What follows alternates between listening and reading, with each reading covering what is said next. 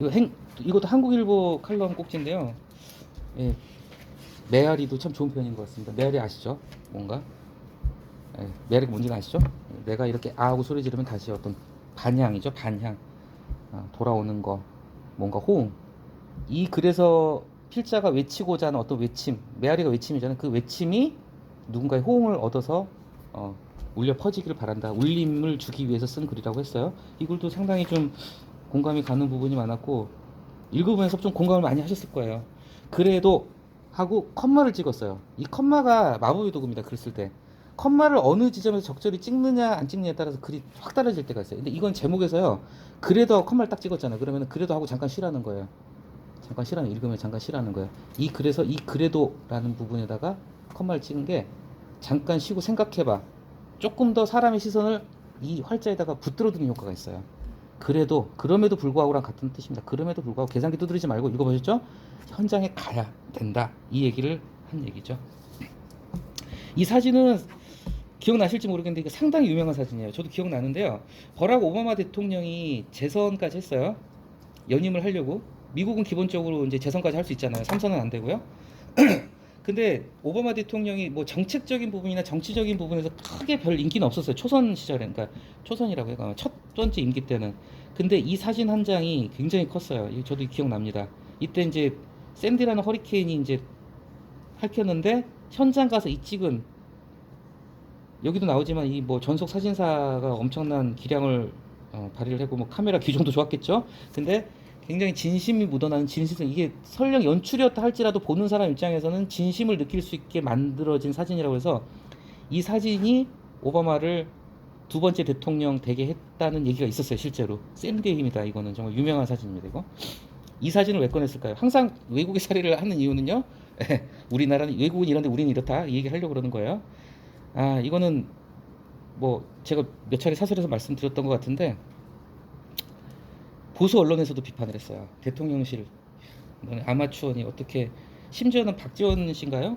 박지원 전 민주당 그 대표, 그분은 대통령실 해명을 보고 뭐 김건희 여사 그 명품 쇼핑도 그렇고요. 닭머리라고, 닭머리, 닭대가리들이 다 어떻게 해명을 해도 좀 그럴싸하게 하든지 해야지.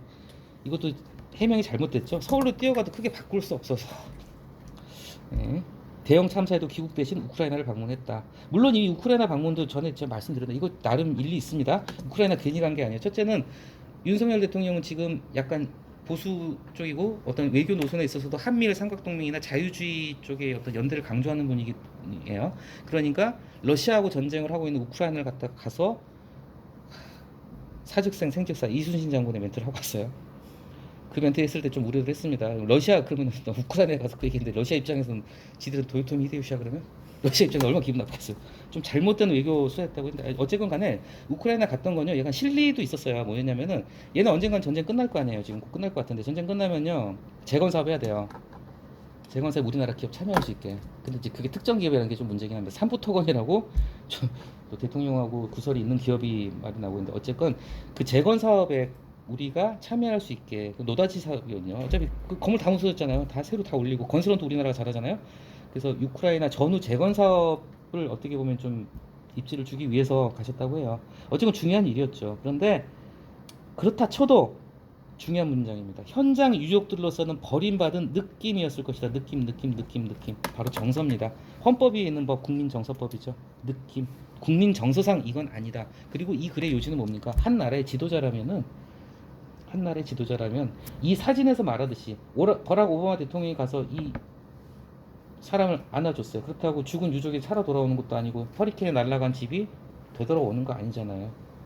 그죠? 그렇지만은 한 나라의 지도자는 이런 모습을 보여야 된다. 공감하는 거, 그 아픔을 공감하고 진심으로 그 아픔에 함께하는 모습, 이런 게 중요하다는 게 이 글의 핵심이잖아요.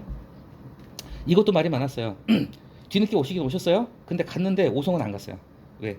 오송이 가장 인재라는 말이 많고 살릴 수 있었던 분들을 갖다가 돌아가시겠다는 비난이 많았잖아요. 가장 욕을 많이 먹는 지점입니다. 그래서 거기 안 간 것도 진보 진영 언론에서 굉장히 비판했어요. 오송 놔두고 예천 갔네, 공주 갔네 막 이랬거든요. 왜 오송 안 갔니? 쫄아서 못 갔니? 막 이런 얘기했어요. 자, 대통령실 입장에서야 뭐 그럴 수 있겠지만 여기 나오죠. 우선순위로 따지자면은 명백한 인재이자 관제인 오송, 거기를 갔어야 됐다. 자, 그 다음 문장이 진짜 명문장입니다. 이런 글이 참 좋은 단 두 문장인데 굉장히 이건 때리는 문장이에요. 국무조정실이 국무조정실은 당연히 그 국무총리 밑에 있는 좀 약간 직급상 낮은 기관이에요. 대통령실보다 아래 있죠. 국무조정실에서 자, 지금 이건 제가 하는 얘기 아닙니다. 이태원 참사 때도 그렇고 이번에도 그렇고 작년 수해 때도 그렇고요. 진보 언론에서 비판을 해요. 뭐냐면은 이건 윤석열 대통령의 나름의 테크닉이다. 적당한 선에서 잘라버리는 거예요. 딱 이 아래에만 책임지고 일선에서만 책임지게 하고 얘네를 전부 다 감옥 보내고 본인은 죄송합니다. 이런 유감을 표명을 잘 안 해요. 사실 이분이 제가 한 얘기 아니에요. 이분이 그렇게 비판을 해요. 그래서 국무조정실이라는 게 우리 저 한방 쓰시던 그분이 가 계시는 것이죠. 예, 국무조정실이 그렇게 실권이 있거나 직급이 높은 기관이 아니에요. 상당히 힘이 없는 기관입니다, 사실. 근데 국무조정실에서 어쨌건 자 수많은 기회가 있었지만 그 기회를 살린 기관이 없었다. 뭐 오송 경찰서부터 해가지고 뭐 저기 어디 뭐 세종시청 그 기회를 살린 기관이 없었다. 근데 저는 이 문장 보면서 한 대 맞은 기분이었어요. 이건 정말 좋은 문장이에요. 없었다라고 니네가 그랬지? 좋아. 그 기관들을 지휘하는 최고 책임자 누구니? 하고 묻는 거예요. 수많은 기회가 있었지만 그 기회를 살린 기관이 없어. 이런 걸 이따위를 변명이랍시고 하니까 이 형태 논설인이 정말 일갈 날린 거예요. 그래? 좋아. 그 기관들 지휘하는 최고 책임자 누구야? 바로 대통령이라는 거죠. 자, 뻔히 이런 논란을 보고서 김영한 이분도 상당히 재밌는 분이에요. 기꺼이 친일파가 되겠다 하신 분입니다. 후쿠시마 오염수 논란 터졌을 때 기꺼이 친일파가 되겠다. 일본하고 친해지는 건 나쁜 건 아닙니다. 근데 친일파라는 말의 뉘앙스를 생각하면 좀 말실수하신 것 같아요. 기꺼이 친일파 되겠다. 이분도 좀 설화가 있는 분인데 굉장히 강하게 비판한 거예요. 배짱인지 소신인지 알 도리가 없다. 헛소리 했다는 거죠. 똑같은 얘기를 했어요. 내가 일찍 갔다고 상황이 바뀔 수는 없다는. 여러분도 안 느끼십니까? 이걸 변명이라고 할까요? 진짜 저는 이 옆에 참모진들이 바보 같아요. 변명을 해도 좀 그럴싸하게 해야지. 똑같은 얘기 대통령실도 그렇고 김지사도 마찬가지로 오송으로 안 가고 계산을 갔어요. 오송 가면은 계란 맞을 것 같으니까 돌 맞을까봐. 자, 이 다음 단락 따지고 보면으로 시작한 단락하고 그 다음 그런데 단락하고 굉장히 중요한 단락입니다. 따지고 보면 제가 항상 얘기하잖아요. 논설문의 공식은 물론하고 하지만입니다. 물론 하지만 이게 바로 물론이야. 물론 그래 따지고 보면 그래 물론 틀린 말은 아니야. 그래 너네 말 맞는 부분이 있어. 맞아요. 왜냐 아까도 말씀드렸죠. 오바마가 이 현장에 갔다고 해가지고 허리케인 날아간 집을 갔다가 원상복구 시키거나 돌아가신 분들 살려낼 수 없죠. 간다고 살 수 있는 거 아무것도 없어요. 그죠? 그리고 효율성만 따진다면은 요즘 뭐 인터넷 시대인데 화상으로 실시간 보고받고 지시할 수도 있어요. 효율성을 따지면 그게 더 나을지도 모른다. 그런데는 하지만이죠. 하지만 이제 하고 싶은 얘기를 하는 거예요. 물론 그래 너네 말 틀린 거 아닐 수도 있어. 하지만 참사 대응에 계산기를 두드리는 거 틀렸다. 이 계산기도 굉장히 좋은 편입니다. 왜냐 앞에서 그랬죠. 효율성. 지금 대통령실이나 얘네들 변명하는 거예요. 현장 가도 우리 할 게 없잖아. 뭐 사람 살리는 것 현장을 간다고 해서 뭐 할 수 있는 게 없어. 바꿀 수 있는 게 없잖아. 이렇게 얘기했죠. 이건 굉장히 계산적인 발언이죠. 효율성만을 따지고 본다면은 그래서 이 효율성을 갖다가 다시 되풀이해 주는 걸 갖다 계산기 두드린다는 표현을 써준 거예요. 그리고 우리가 계산기 두드린다는 말은 말의 뉘앙스라는 게 있잖아요. 우리가 부정적으로 쓰는 경우가 많을까요? 긍정적으로 쓰는 경우가 많을까요? 그렇죠? 이 표현 자체가 효율성이라는 단어는 굉장히 중립적입니다. 이 단어는 좋은 쪽으로 나쁜 쪽으로 쓸 수 있지만 계산기 두드린다는 우리가 관용적으로 안 좋게 많이 쓰잖아요. 그러니까 효율성이란 말을 살짝 부정적인 뉘앙스를 가진 계산기 두드린다로 바꿔버린 거예요. 홍준표 이 아저씨 결국은 뭐 당원권 정지 중징계 받았죠. 어쨌건 자 마지막 줄 국민 일반의 윤리 감정 그리고 국민 정서 감정과 정서 느낌 아까 나왔었죠. 느낌 감정 정서 이걸 보듬는 게 최고 지도자의 역할. 뭐 최고 지도자만이 아니라 뭐 도지사가 됐건 시장이 됐건 그런 역할을 얘기하고 있는 겁니다. 저는 이 글의 황금벽돌은 이 단락이라고 생각합니다. 황금벽돌이 뭐냐면요. 이게 제 개인적 경험 얘기 죄송한데 옛날에 이제 저희 고시 준비할 때 2차는 논술형이거든요.